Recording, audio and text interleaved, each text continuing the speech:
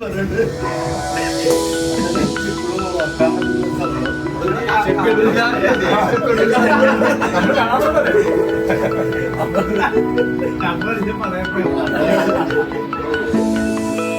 മൊത്തം തന്നെ പോയി മറ്റേ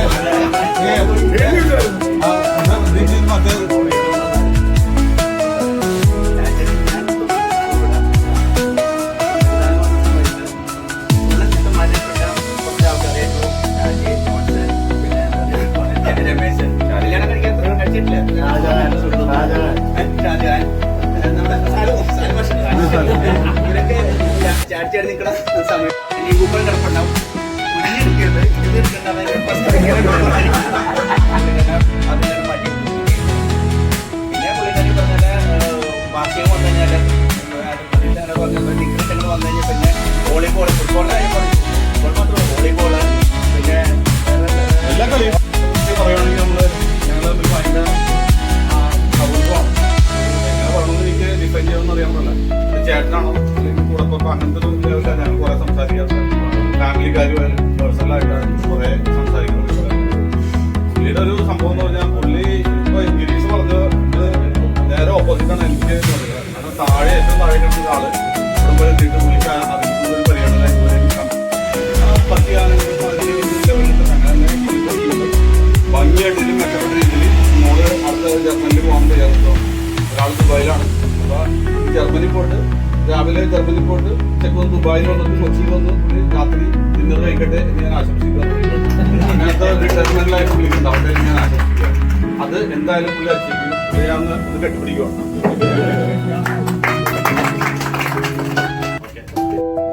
അവസാനത്തെ 10 വർഷമായിട്ടുള്ള നമ്മൾ കാണും.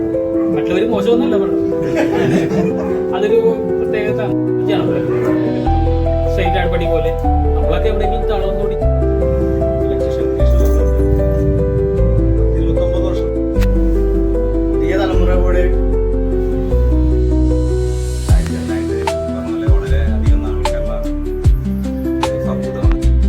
എല്ലാ കാര്യങ്ങൾക്കും കിട്ടേണ്ടതാണ്. പക്ഷേ അതുകൊണ്ട് ഞാൻ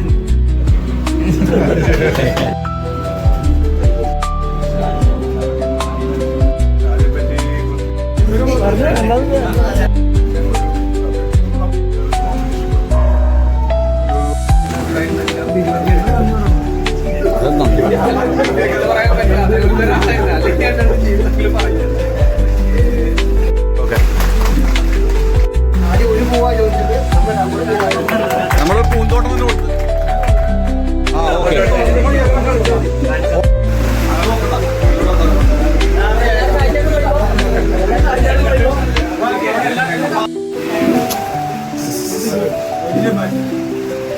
ഇത്ര ഗംഭീരമായ ഒരു സംഘമായി പറഞ്ഞു. നമുക്ക് നടന്നത് കൂടണം. വൈകുന്നേരം വേണ്ടിയിട്ട് അറേഞ്ച് ചെയ്തിട്ടുണ്ടോ. ഞാനിത് ഇത്ര ഗംഭീരമാകും കഴിക്കുന്നുണ്ട്. കാരണം എന്തറിവ് നമ്മൾ വെച്ച് നോക്കിയാണെങ്കിൽ എന്തൊക്കെ തന്നെയാണെങ്കിലും ഞാൻ മറ്റൊരു സെക്ടറിൽ ഉള്ള ഒരാളാണ്. എനിക്ക് ഒപ്പത്തിലുള്ള എല്ലാവരും കൂടി കൂട്ടിയിട്ട് പോലെ ഒരു സെക്ടറിലെ നിങ്ങളെ എന്നാ സ്നേഹിക്കുന്നുണ്ടായിരിക്കും ഞാൻ വിചാരിക്കും. പറഞ്ഞ പോലെ എല്ലാവർക്കും നല്ലൊരു സൗഹൃദം ഉണ്ടാക്കാൻ എനിക്ക് പറ്റി.